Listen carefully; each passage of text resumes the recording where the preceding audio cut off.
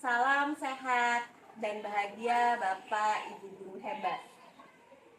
Perkenalkan, saya Hekti Puspasari, calon guru penggerak angkatan 11 Kabupaten Musi Banyuasin, Sumatera Selatan.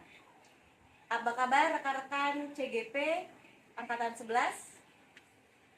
Kali ini saya berhadapan langsung dengan kepala sekolah SMP Perintis di Sana Desa bersama Bapak Aswanur Fahmi SPD.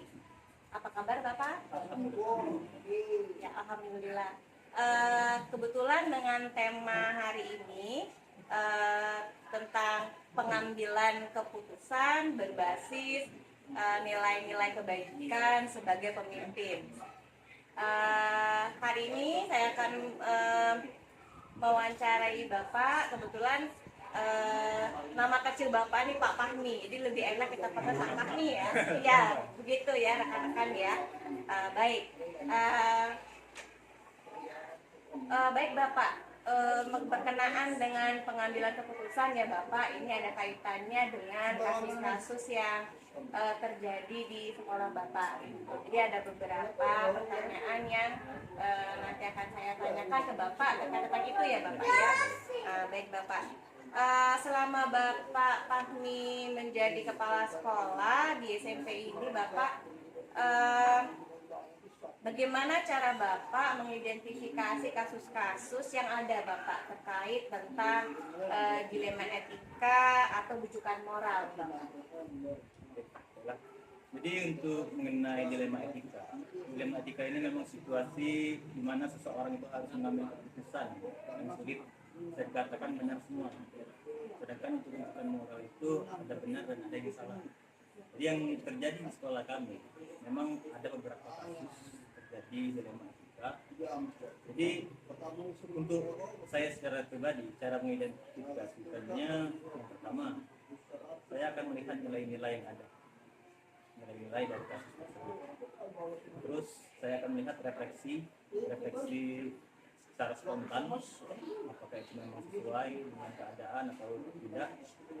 Dan tentu saja kita harus melihat secara intuisi, apakah bisa digunakan faktor baik dan buruk, mungkin seperti itu. Biasanya kalau di SMP ini ya Bapak ya, banyak kasus apa Pak yang lebih dominan Pak? Jadi kalau untuk siswa SMP itu kan jiwa-jiwa muda merasa paling benar, Ya. paling emosional kan. Yang sering terjadi di kita ini berkelahi. Bisa dikatakan berkelahi. Bahkan di pelajaran olahraga itu kan dibagi dua kelompok kan. Ya. Terdapat kelompok dan kelompok B.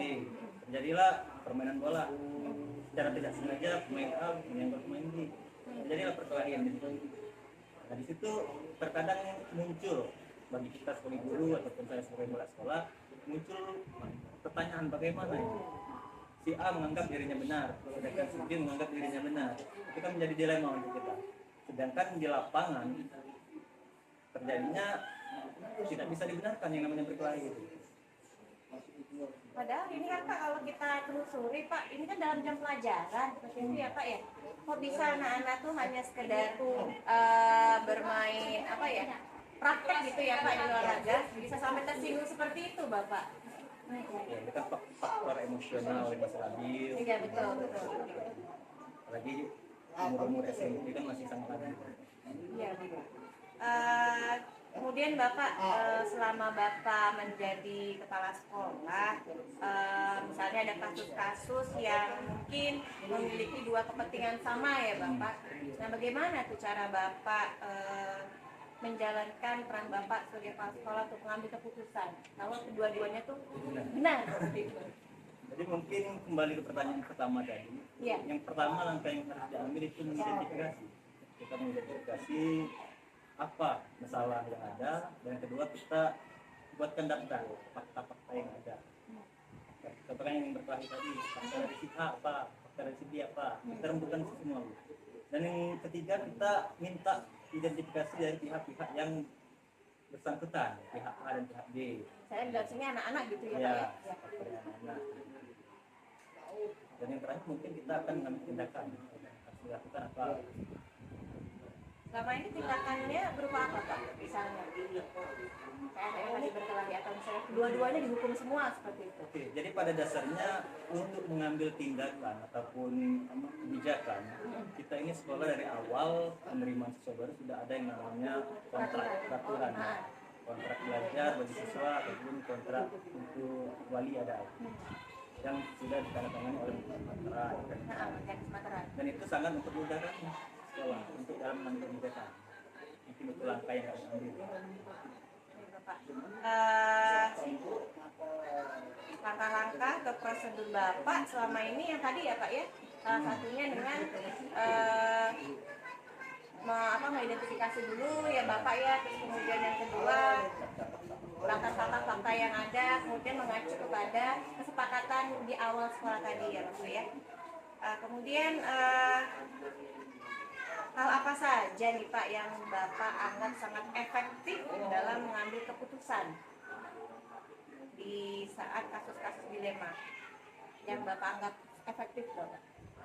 Jadi menurut saya yang sangat efektif untuk mengambil kebijakan atau keputusan itu adalah duduk bareng, ketemu, Duduk sama-sama ya Bapak ya? sama-sama, ketemu antara yang membuat masalah ataupun setelahnya itu kita kumpul sama guru-guru bertanya bagaimana ini. Jadi secara tidak langsung kebijakan itu bukan kebijakan saya sendiri, jadi kebijakan bersama atas masukan guru-guru yang lain. Menurut Bapak ada nggak selama Bapak jadi kepala sekolah tantangan gitu Pak dalam mengambil keputusan? Kan kalau dipikir-pikir nih SMP kan anaknya masih kecil-kecil ya Pak ya, belum kasus yang terlalu berat. Ada nggak tantangan dari menurut Bapak? Kalau tantangan sih pasti tidak akan jauh dari sosial. Paradigma sosial di lingkungan kita khususnya di sangat desa Ya. itu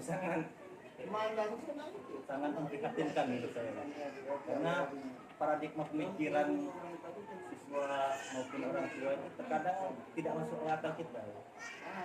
Mereka menganggap selalu beranggapan anak mereka benar, mereka tidak salah, seperti itu.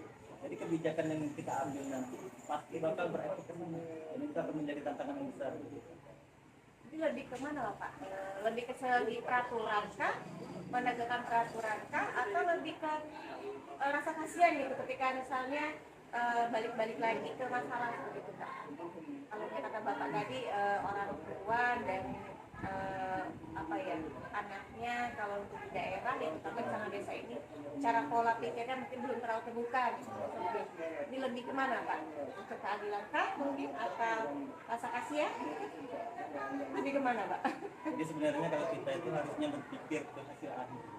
Oh iya. Jadi siswa ini kan tujuannya bersekolah, hasil akhirnya tentu saja ijazah kan, mereka harus tamat dan juga harus berorientasi pada peraturan. Oh, itu balik lagi ke peraturan tadi ya Pak ya?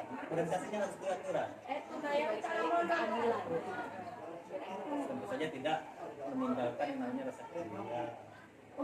Jadi kalau di persentase nih Pak ya, dari keadilan, rasa kepedulian, mana lah Pak?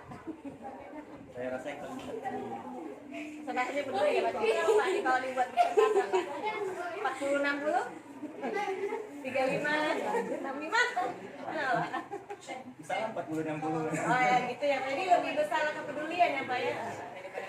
Karena kita tidak tahu depan itu siswa ini akan jadi apa kita tidak tahu. Iya. Jelas kalau kita stop mereka di sini, mereka tidak akan jadi apa-apa.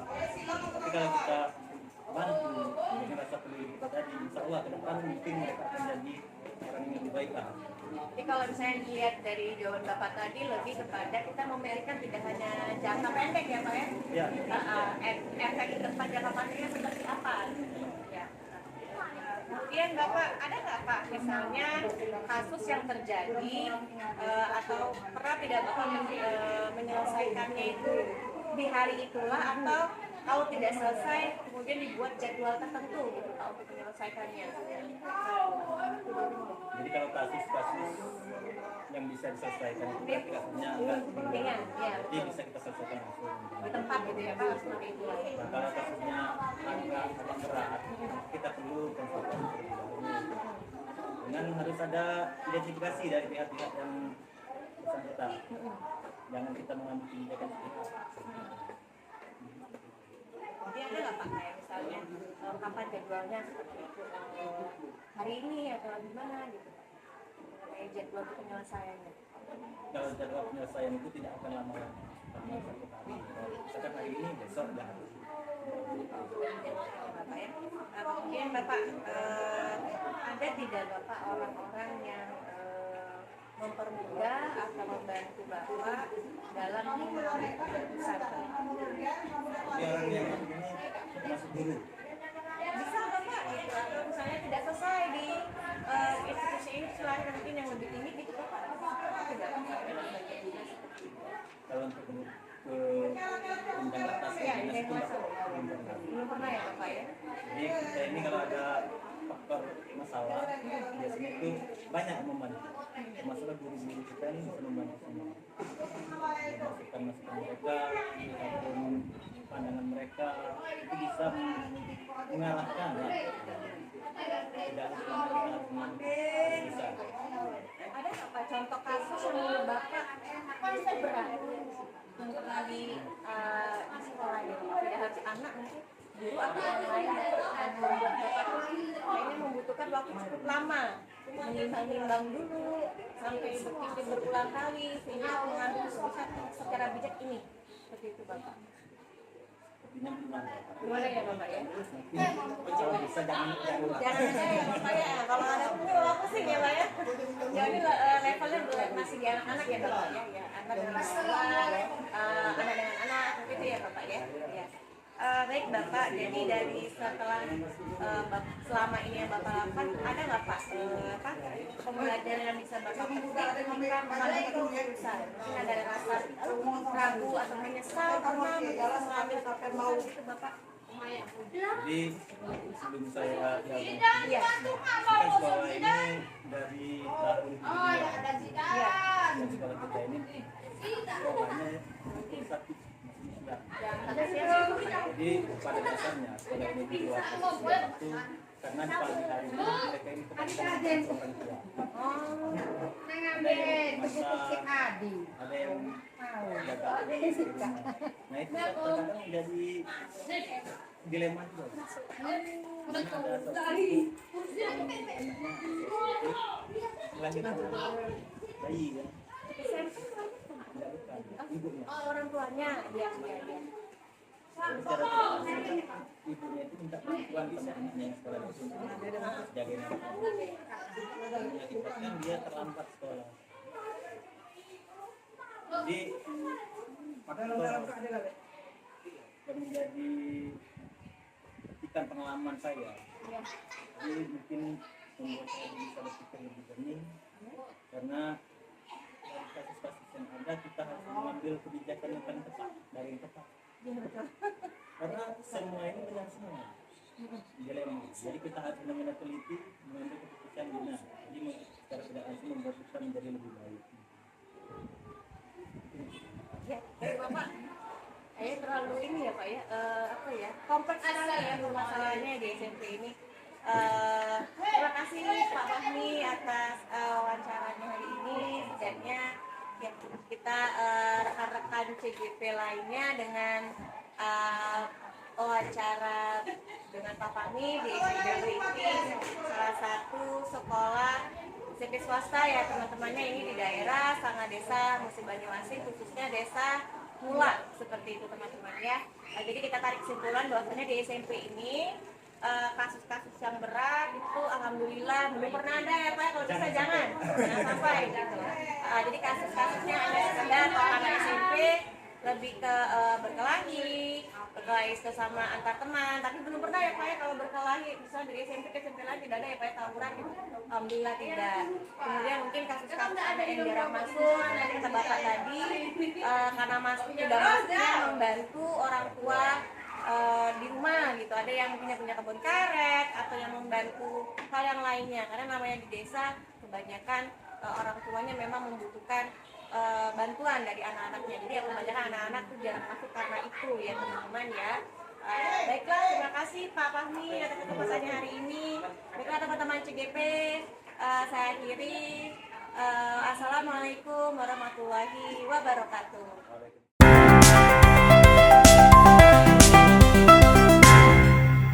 Oke. Assalamualaikum warahmatullahi wabarakatuh. Salam sehat dan bahagia Bapak Ibu guru hebat. Perkenalkan, saya Heti Puspasari, calon guru penggerak angkatan 11 Kabupaten Musi Banyuasin, Sumatera Selatan.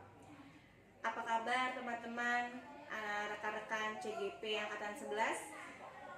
Hari ini sesuai dengan tema kita, yaitu modul 3.1, pengambilan keputusan berbasis nilai-nilai kebajikan sebagai pemimpin. Kali ini saya bersama kepala sekolah di salah satu kabupaten di Musi Banyuasin, salah satu sekolah di Musi Banyuasin, khususnya di Sangadesa, yaitu SMK Negeri 1 Sangadesa, bersama Bapak Adam Dinata SPD.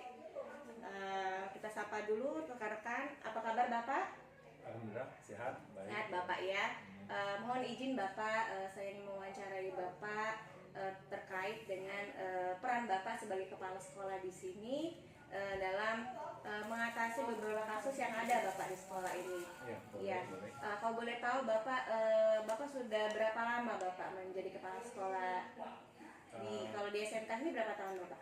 Kalau di SMK, kalau di sini ini masuk tahun kedua. Tahun kedua Bapak. Kalau selama Bapak menjadi kepala sekolah sudah berapa lama Bapak? Baru itu, Baru itu ya Bapak, ya.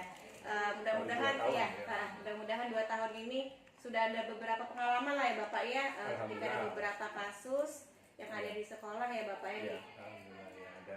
Ada ya Bapak ya, ya. Marilah kita mulai dulu percakapan kita Bapak terkait dengan tema kita hari ini. Selama Bapak menjadi kepala sekolah, terutama alhamdulillah di SMK sini baru yang pertama Bapak ya. Bagaimana cara Bapak mengidentifikasi kasus-kasus yang ada? Ini terkait dengan bisa jadi dilema etika atau rujukan moral. Bagaimana cara Bapak mengidentifikasi? Ya, jadi kita lihat dulu permasalahannya. Permasalahan tersebut dia mengandung unsur apa persoalannya mengenai benar tindakan yang benar dengan tindakan yang benar, atau tindakan yang benar dengan tindakan yang salah. Jadi kita pilih dulu permasalahan tersebut, apakah ini tergolong ke masalah dilema etika atau ke Rujukan moral, Pak. Iya. Jadi kita pilih dulu. Setelah kita tahu, oh ini masuk ke dilema etika, ini masuk ke moral, baru kita bisa menyelesaikannya. Iya. Kalau di SMK ini Bapak lebih banyak kasus yang seperti apa Bapak yang pernah Bapak temui? Contoh ya. Ya, tidak apa Bapak, lebih banyak kemana gitu? Contohnya kalau dengan siswa, misalnya siswa ini kan waktu ujian mereka membuka buku, jadi guru untuk menghadapi permasalahan ini kan ini termasuk juga dalam bujukan moral, permasalahan bujukan moral. Satu sisi anak ini salah karena mereka ujian membuka buku, tapi satu sisi lagi guru ini dari sisi moralnya dia melakukan terhadap siswa ini mungkin diberinya kesempatan kedua, setidaknya diingatkan, dinasehati, tapi tidak langsung diponis, dilaporkan ke panitia ujian misalnya anak ini membuka buku, jadi otomatis ulangannya gagal. Jadi ini termasuk dilema juga, ini termasuk ke bujukan moral ini. Saya kira seperti itu. Itu contoh siswa yang paling ringan ya Pak ya, untuk ringan. kasus. Tapi di contoh-contoh yang lain juga banyak. Misalnya di permasalahan guru, di juga ada. Kadang-kadang tuh kita guru ini ada kepentingan, tapi satu sisi kita ada juga kepentingan untuk sekolah. Nah, jadi kita memilah, menganalisis jalan terbaiknya, tindakan apa yang kita lakukan. Ternyata di sekolah ini tidak hanya siswa saja ya Tidak, Pak ya, guru dan antar guru juga antar bisa. guru bisa juga antar tenaga pendidikan. Ada tidak Pak guru dengan siswa seperti itu misalnya? Mohon maaf kalau kita sekolah kita ini kan di sekolah pedesaan kadang-kadang ada anak murid kita yang menantang gurunya gitu. Oh, untuk saat ini sampai saat ini Belum ya Bapak Belum, ya. kalau silakan. Jadinya kadang-kadang anak tuh tidak takut dengan gurunya, ayo gitu misalnya kan gitu sampai berkelahi gitu, ayo saya tantang Bapak itu. Ya, alhamdulillah belum. Alhamdulillah belum. Ya. Jangan belum ya Pak, Jangan tapi sampai, jangan jangan pernah. sampai. Ya, jangan pernah. Iya Bapak. Kemudian Bapak, ketika ada permasalahan-permasalahan seperti itu ya Bapak, ada nggak Pak kepentingan yang dua-duanya itu sama-sama benar? Ada. Iya. Ada. Terus bagaimana nih cara Bapak Sering. untuk Jadi mengambil kalau keputusannya? sama-sama benar, misalnya ini ada semacam kepentingan dari dua orang guru misalnya.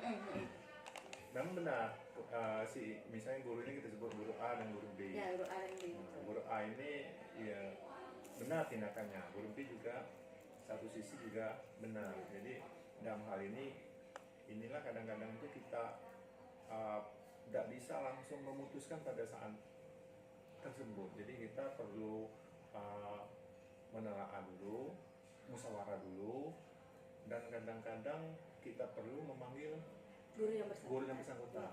Kita diskusi, kita musyawarah, kita ambil jalan tengahnya, cara mufakatnya. Nah, jadi keputusan kita ambil tidak merugikan pihak A dan pihak B. Jadi kita ambil jalan tengahnya.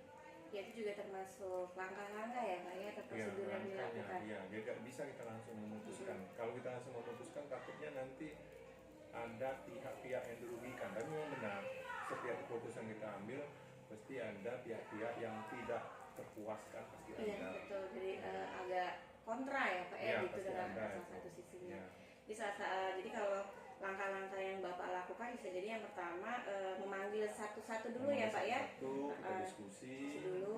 kita musyawarah, kita tanyakan permasalahannya apa, nanti baru kita bisa putuskan. Ya, dan memutuskan itu pun kedua-duanya harus hadir gitu ya Pak ya. Atau tidak Bapak?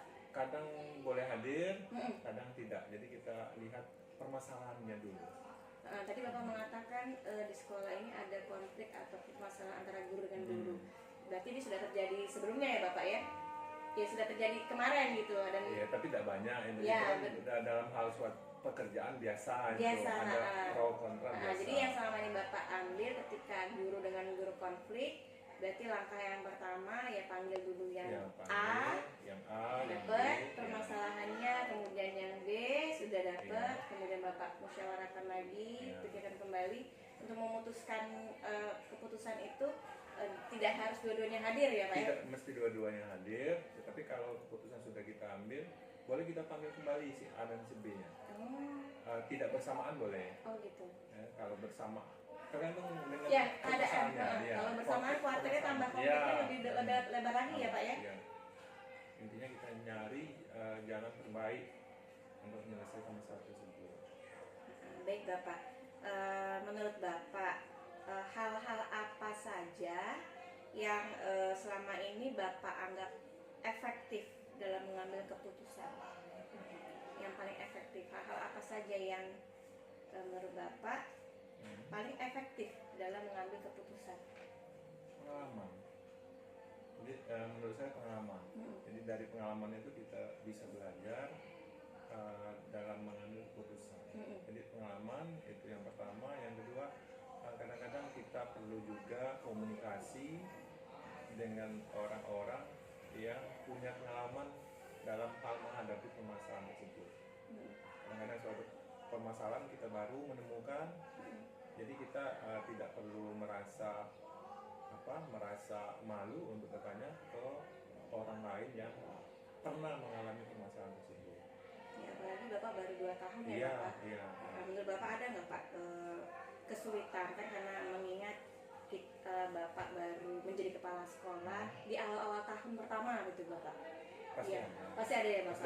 Pasti ada permasalahan pasti ada. Setiap keputusan diambil itu tidak semuanya menyenangkan. Pasti ada pihak-pihak yang merasa kurang puas, pasti ada. Tetapi keputusan yang diambil kita usahakan semaksimal mungkin tidak merugikan pihak-pihak tertentu. Jadi kita ambil keputusan demi kepentingan sekolah. Jadi menurut Bapak tantangan Bapak apa nih Pak? 2 tahun baru pertama jadi kepala sekolah dan ditempatkan di sekolah sini. Tantangannya, kalau tantangan yang bahkan saya kira tidak ada. Yang jelas kita perlu menjalin komunikasi yang baik. Jadi antar guru dengan para wakil, termasuk juga staf tenaga administrasi sekolah. Yang penting komunikasi yang baik itu yang kita jalin. Mudah-mudahan permasalahan itu selesai, dan kalau ada benih-benih muncul permasalahan itu tidak bakal timbul kalau ada komunikasi yang baik. Jadi nggak sampai ke luar sekolah ya Bapak, Tidak, maksudnya tidak, ya. sampai masyarakat mencibir atau misalnya apa ya Bapak ya, mengatakan aduh ini nggak selesai nih permasalahan di SMK gitu. Jadi ya sampai ada apa ya, yang saya khawatirkan Anda nggak dapat tekanan sosial di luar ini. Menurut Bapak tekanan berat nih, ini kalau nggak selesai permasalahan anak di sekolah ini nanti di luar bagaimana gitu, termasuk orang tuanya atau masyarakat di luar gitu. Sejauh ini belum ada ya Pak? Belum ada, tapi permasalahan yang menyangkut siswa kadang-kadang kita panggil orang tua. Karena orang tua ini yang memang semacam apa? Yang lebih paham ya. Tidak sama dengan Iya, kita betul, di betul, sekolah. betul. Sejauh ini yang parah apa Pak kalau sampai memanggil orang tua? Ya misalnya anak ini sudah beberapa hari tidak sekolah, Iya. ya, sudah diingatkan, dinasihati, tapi masih berulang, jadi perlu dipanggil orang tua. Ya, itu salah satu contoh yang sederhana.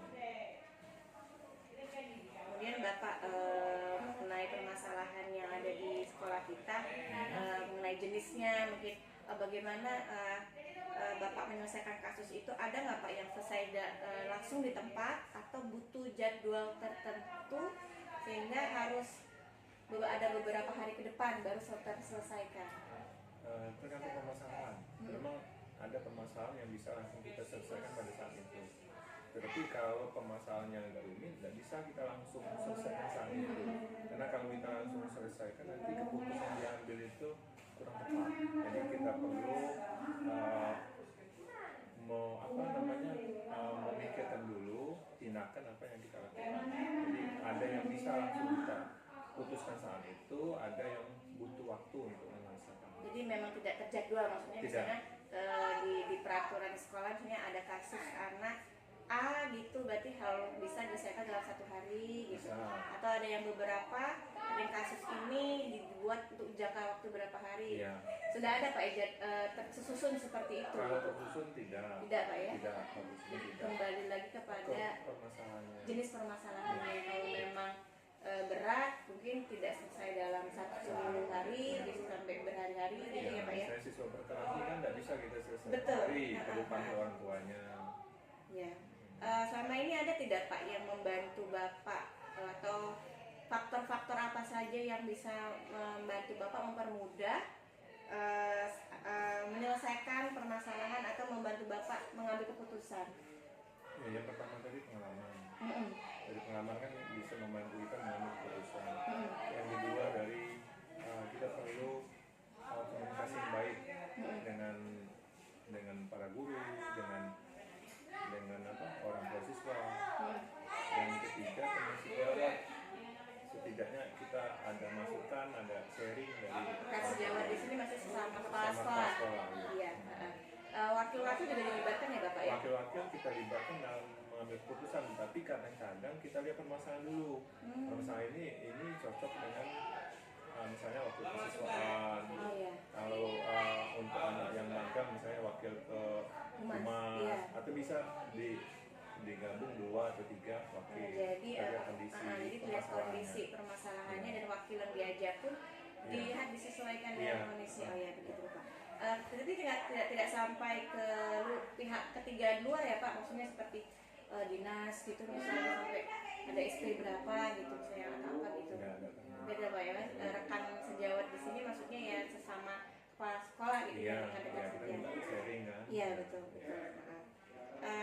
Bapak dari semua permasalahan yang ada di sekolah? Pembelajaran apa yang Bapak dapat dalam mengambil keputusan? Pembelajaran yang didapat Iya. itu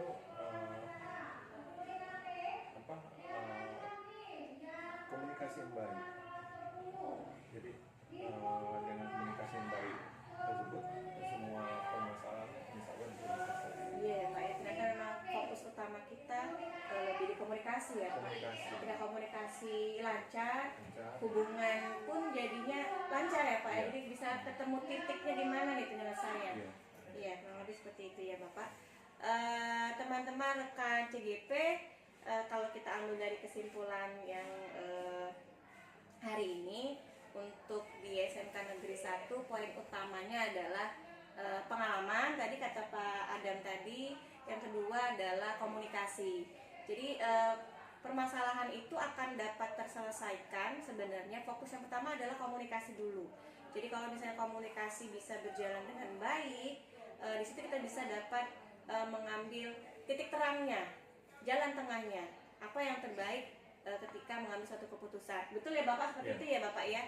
Iya. Dan jangan lupa juga ketika mengambil keputusan tidak semerta-merta harus selesai hari itu juga, perlu pertimbangan yang cukup bijak seperti itu, mengajak beberapa rekan dalam sini, boleh wakilnya, kemudian atau guru-guru, orang tua yang berkaitan untuk kasus yang siswa ataupun rekan sejawat sesama kepala sekolah untuk berbagi pengalaman. Baik, terima kasih Bapak untuk waktunya hari ini. Ya, saya berterima kasih sekali bisa berbagi pengalaman mengenai peran Bapak di sini, kepala sekolah dalam mengambil keputusan. Baik rekan-rekan CGP Angkatan 11, mudah-mudahan wawancara saya hari ini bisa memberikan inspirasi kepada rekan-rekan CGP.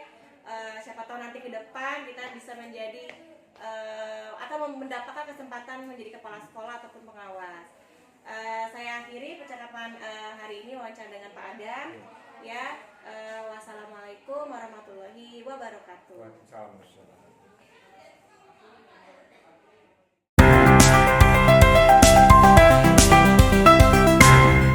Assalamualaikum warahmatullahi wabarakatuh. Waalaikumsalam. Baik, hari ini saya Hetty Puspasari dari CGP Angkatan 11 Musi Banyuasin, Sumatera Selatan.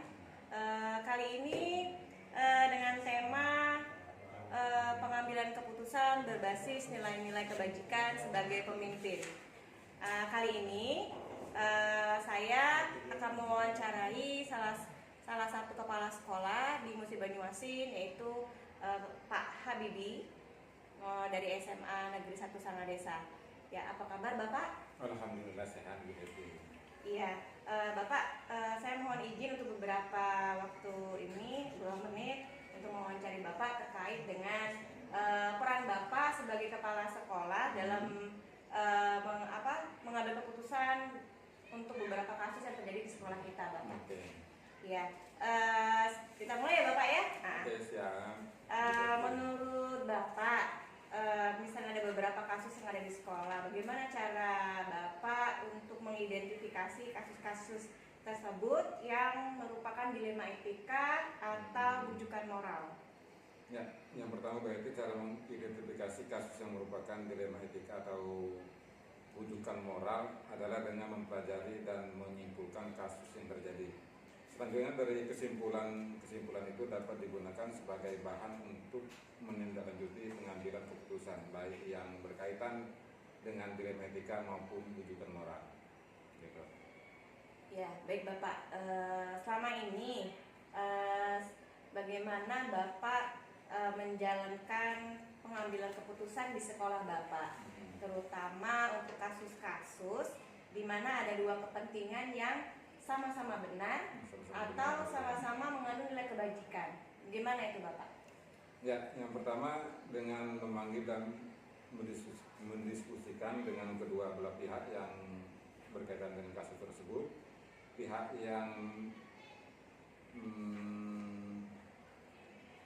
berkasus dan mendengarkan apa akan kepentingan masing-masing pihak agar keputusan dapat diterima oleh kedua belah pihak. Gitu.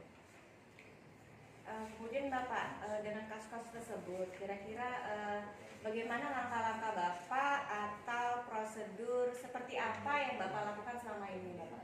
Ya, dari pengambilan kesimpulan atau solusi untuk mencari kasus, ada beberapa prosedur yang saya ambil, yaitu mengumpulkan informasi yang cukup dari kedua belah pihak, melibatkan semua pihak yang terkait dalam diskusi, membuat daftar pro dan kontra dari masing-masing kepentingan, memperhatikan nilai-nilai atau prinsip yang mendasari kedua kepentingan tersebut dengan mempertimbangkan dampak jangka panjang, mencari solusi yang dapat memenuhi kepentingan kedua belah pihak agar dapat diterima secara adil dan seimbang. Ya, baik Bapak. Jadi selama ini hal-hal apa saja ya Bapak ya yang menurut Bapak dianggap efektif dalam pengambilan keputusan pada kasus-kasus dilema etika, Bapak? Keputusan-keputusan itu berpikir berbasis akhir, jadi berorientasi pada hasil ya Bapak? Iya, pada hasil, dan berorientasi pada aturan yang benar, jadi sesuai dengan aturan apa yang sudah diterapkan baik pemerintah maupun disiplin sekolah dan sebagainya. Yang ketiga, mengutamakan rasa peduli. Itu yang saya ambil dalam mengambil keputusan. Jadi lebih besarnya itu di rasa kepedulian ya Iya, Bapak ya? peduli. Ya. Kemudian Bapak pernah tidak Bapak hal-hal apa saja yang menurut Bapak merupakan tantangan bagi Bapak ketika Bapak mengambil keputusan Bapak dalam kasus-kasus? Nah, yang pertama tantangannya itu tekanan sosial. Yang kedua, perubahan nilai-nilai dalam masyarakat. Dan yang ketiga, konflik kepentingan. Karena konflik kepentingan itu macam-macam. Karena berdasarkan kepentingan itulah keputusan bisa tidak adil dan tidak sesuai dengan peraturan. Kepentingan di sini Bapak kira-kira kepentingan yang lebih ke individu atau bagaimana Bapak? Mungkin ke individu. Lebih banyak ke individu ya Bapak. Karena salah satunya tadi Bapak bilang ada tentang tekanan sosial. Apakah juga termasuk dalam kepentingan itu Bapak? Ya, termasuk. Yang lebih dominan yang mana Bapak? Mungkin dari segi tekanan sosial itu dari masyarakat atau dari lingkungan sekolah juga termasuk. Mungkin dari pihak ketiga macam-macam. Ada yang memang mengambil semacam kesempatan dalam konflik sosial seperti itu. Yang paling dominan apa Bapak dari sosial dan individu? Yang paling tantangan paling besar menurut Bapak? Yang selama ini pernah terjadi di sekolah Bapak? Individu. Individu ya Bapak ya. Baik Bapak. Saya lanjut ya Bapak ya. Apakah Bapak memiliki jadwal tertentu dalam menyelesaikan sebuah kasus Bapak? Misalnya apakah langsung selesai di tempat seperti itu atau ada jadwal tertentu yang harus dibuat, dirancang sehingga membutuhkan proses yang lama gitu Bapak? Itu tergantung kasusnya, seberapa berat kasusnya. Kalau misalnya kasusnya bisa kita selesaikan secara memang urgen, ya kita selesaikan di tempat. Kalau tidak selesai, ya kita buat jadwal untuk penyelesaiannya. Dengan penyelesaian tersebut, kita dengan memanggil yang berkaitan, yang bersangkutan, yang berkonflik pendapatnya, mendengarkan permasalahan dan mengidentifikasi persoalan apa yang terjadi, memperhatikan dampak jangka panjang dalam pengambilan keputusan, mencari solusi yang berdampak baik bagi berbagai pihak berkenaan dengan konflik tersebut atau kasus tersebut. Berarti memang kalaupun jenis permasalahannya bisa saya kasih tepat, hari itu selesai gitu ya Bapak ya? Kita identifikasi dulu persoalannya apa. Kalau misalnya persoalannya memang perlu atau urgen, perlu kita selesaikan secepatnya, hari itu juga kita ambil keputusannya. Kalau seandainya memang belum selesai, kita jadwal. Mungkin di pertemuan berikutnya kita bahas lagi dan kita panggil yang berkaitan dengan kasus tersebut.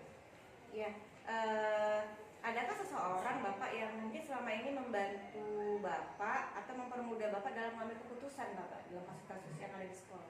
Ya, sudah pasti Bu. Kalau untuk mengikutkan misalnya kalau memang kita bisa kita selesaikan secara organisasi kita, yaitu stakeholder di sekolah, mungkin kita akan minta pendapat orang lain, misalnya pengawas, mungkin atasan langsung dari pihak Dinas, kira-kira seperti itu. Selama Bapak menjadi kepala sekolah, Bapak udah sampai ke batas mana Bapak maksimum yang orang-orang yang membantu memudah penguasaan Bapak? Alhamdulillah untuk kasus yang ada di sekolah kita itu kita selesaikan mungkin sebatas sekolah. Masih di intern ya Pak ya, nggak nyampe keluar ya Bapak ya? Sampai keluar. Alhamdulillah Bapak. Kemudian menurut Bapak, dan selama Bapak menjadi kepala sekolah melalui keputusan, pelajaran apa yang Bapak bisa Bapak petik gitu Pak? Ya, ada beberapa yang dapat kami petik dari kasus-kasus yang telah terjadi. Itu yang paling utama itu integritas, Bu. Pentingnya integritas. Yang kedua, keadilan dan menghormati pandangan orang lain. Dan saya juga memerlukan keputusan yang tidak mudah dalam mengambil keputusan setiap permasalahan tersebut. Jadi dengan susahnya tadi, ya kita peduli, dan keadilan dan menghormati pandangan orang lain itu sangat penting. Jadi kita mendengarkan apa keluhan-keluhan mereka dan kita bisa mengambil keputusan yang tepat untuk mereka ada seperti itu. Baik Bapak, sudah cukup menurut saya. Yang saya petik begini Bapak ya, memang sebagai kepala sekolah cukup sulit atau apa ya Pak ya, membutuhkan waktu yang cukup lama ya Bapak ya, misalnya untuk mengambil satu keputusan, tidak hanya dengan keputusan satu orang saja, kita juga membutuhkan beberapa pandangan atau masukan dari beberapa teman-teman kita, termasuk kalau di sekolah kita mungkin wakil-wakil ya Bapak ya gitu. Bisa jadi pandangan juga dari beberapa pihak yang ikut terlibat dalam kasus tersebut ya Bapak ya. Bisa pengawas sekolah, bisa dari pihak Dinas untuk minta pendapatnya. Ya baik Bapak, terima kasih Pak Habibie. Baiklah, inilah secuplik wawancara saya dengan Pak Habibie, Kepala Sekolah SMA Negeri 1 Samadesa. Mudah-mudahan rekaman ini bisa memberikan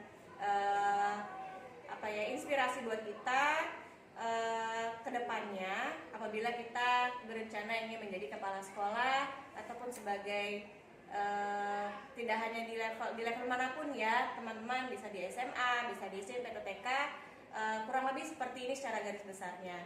Saya ucapkan terima kasih Pak Habibie untuk wawancara hari ini. Baiklah teman-teman, saya akhiri wawancara kita hari ini. Wassalamualaikum warahmatullahi wabarakatuh.